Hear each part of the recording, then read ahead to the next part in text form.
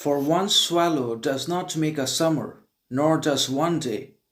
and so too one day or a short time does not make a man blessed and happy, meaning everything actually always has its own time. Everything only lasts for a particular amount of time that's basically designated and given to it by the universe and by the cosmos. Upon the completion of that time, it leaves, disappears, fades, and it dies, such as the human beings die one after another because of the completion of their time upon the universe, designated and given to them by the origin source, that is the cosmos and the universe as well. So everything has its time, everything happens on its own time in accordance with its own sovereignty, individuality, independence, responsibility, principle, and other hidden rules and regulations that are basically always associated with everything that occurs and happens to ourselves, to our lives, as well as unfolds and unravels in external circumstances and situations also. And that means everything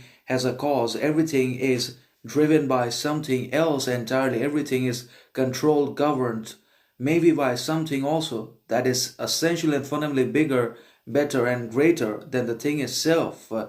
That connects it with the universe and the cosmos in one way or another, such as our souls are governed from and by the universe directly, and we are not the ultimate governors or controllers of our actions, events, souls, thoughts either, but something else directs, causes the thoughts of truth, wisdom, morality in our minds, all the thoughts of misery,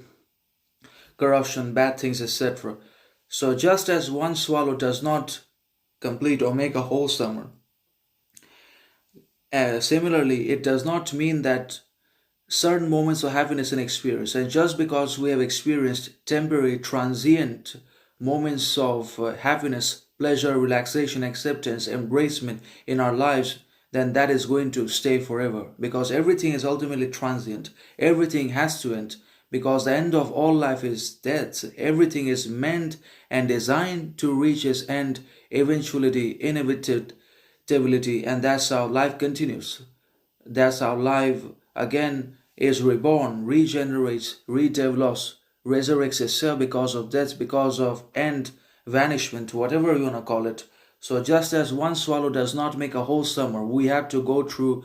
the uncountable, considerable amount of days and times bearing the heat, overcoming challenging